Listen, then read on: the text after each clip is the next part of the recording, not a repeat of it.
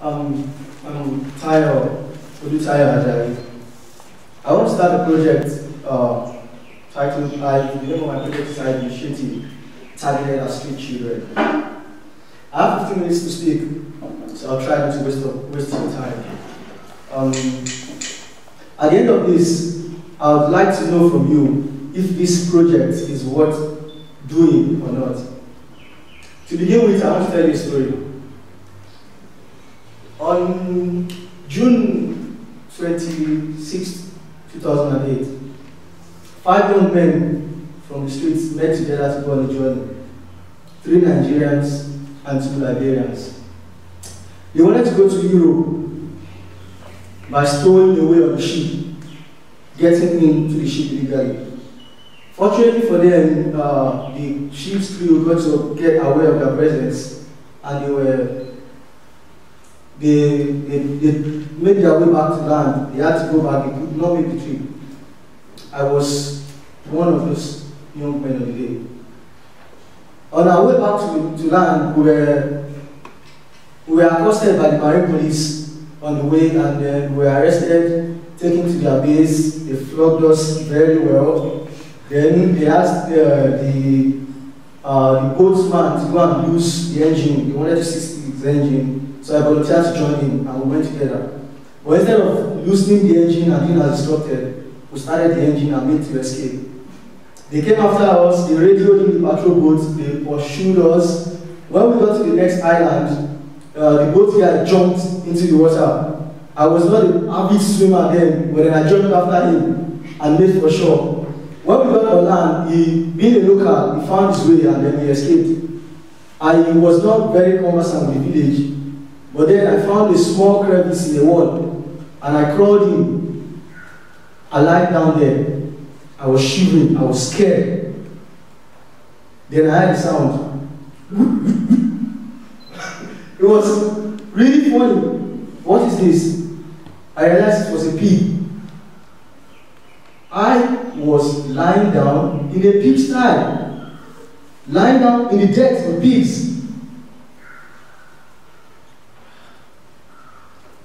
Then I started to think, is this me? Is this my life? Is this what I want for myself? Is Nigeria as horrible as we paint and portray it to be? Are there really no opportunities for me to excel in this nation? Are people not making headway in this same nation that I want to run away from? While these thoughts were raging in my mind, I was silently praying to God that the pigs are not flesh eaters and they won't eat me. With the first ray of sunlight in the morning, I went back to the streets. That was a turning point in my life. 2 years before this time, I left my home because we were having financial problems in the house. Lawrence fortunately has shown a clip about poverty that you have all seen, and that's the reality. I, being the first child, wanted to do something about the situation we were facing at home. And I left the house, but I ended up on the streets. While on the streets, I had no food, no change of clothing, no place to sleep. I've slept several times in auto rickshaws that somebody just parked. I'll just enter, sleep till morning, early morning, I'll leave the place. I've slept several times in motor park, in buses that are parked there. I've slept in a school, in a preparatory school, for close to 8 months. When the students close at 5, I come in by 7 to sleep. Early in the morning, I leave the place again, take my shower in the bathroom in the toilet of the school. I slept in a church for close to 1 year. But then, all these together are experiences that I've experienced and made me to the person I am today. While on the streets, I met several street children that I'm really surprised at the potentials that they have got. I'm really surprised at what lies in between them, from having conversations with them, from listening to them, from hearing them speak about their plans and their aspirations for their life. I'm really surprised at the energy they possess that could be turned out for a positive end But like myself and my colleagues that went into the ship in the first instance, were using it for a negative means. While on the streets, I met a friend. I spoke to him about my plans, about doing something for street children, about impacting their lives, about enabling them to be able to take charge of their own lives. And this friend introduced me to Kanthari. The night before I came to Kanthari, I slept on my bed, which was a bench in the chapel of the church. And I was thinking, finally, I have the chance to do something about the situations I wanted to run away from. In Kanthari, I met Ojok, a blind beekeeper, who wants to empower blind people through beekeeping. We were in the same team, and during this period, I was able to relate with him and realize that if blind people can keep bees, why can't street children too? At this point, I would like to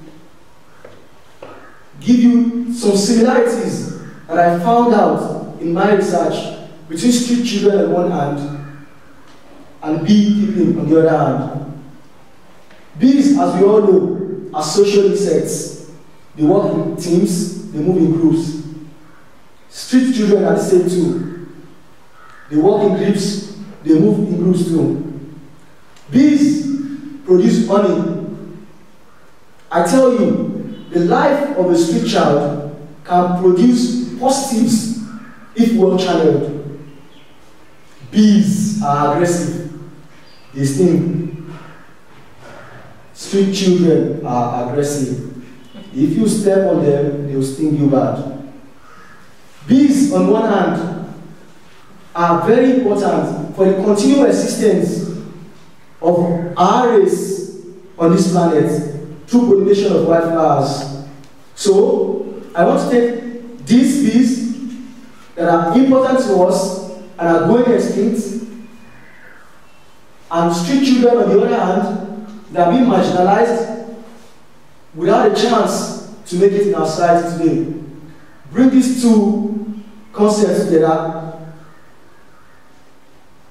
and make them work together for a common good.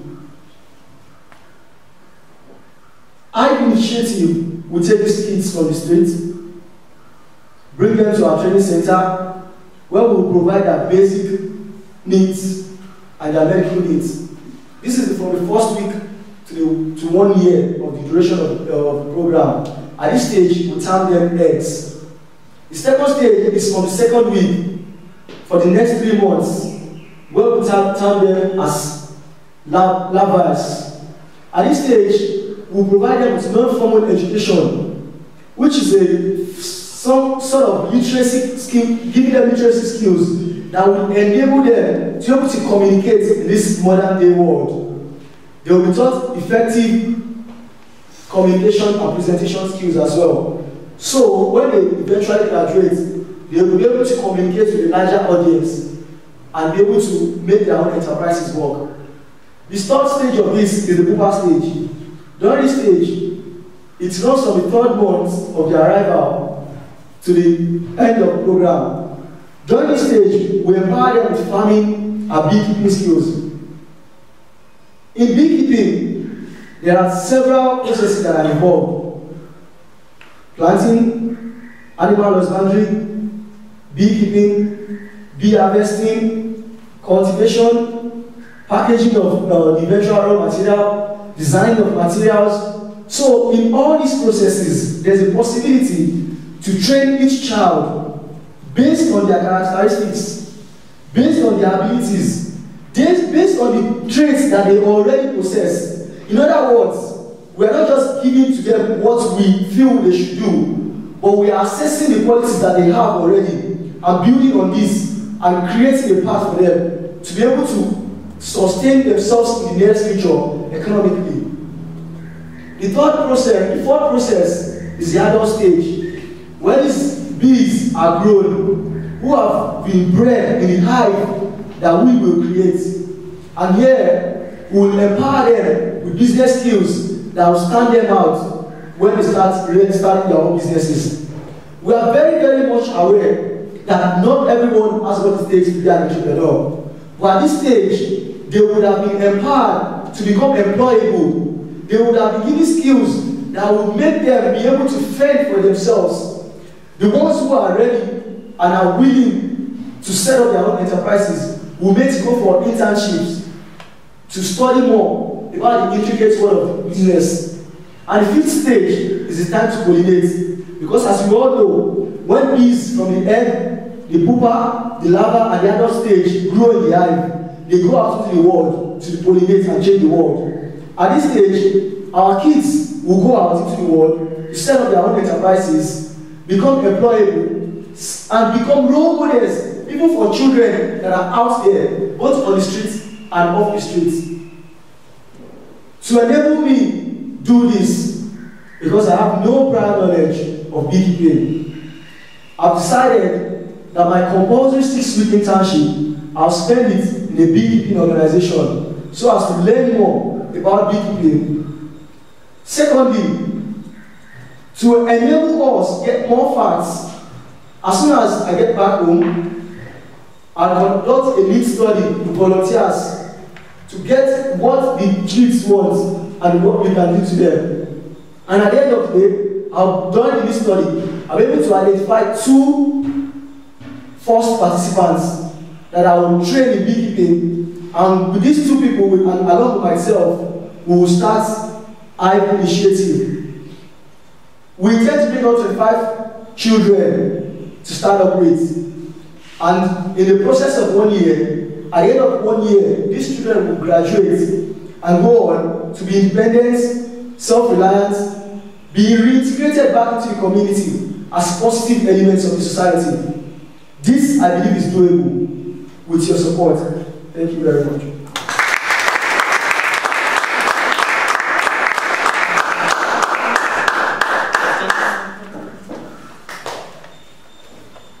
Mary? Interesting time. So I have one question.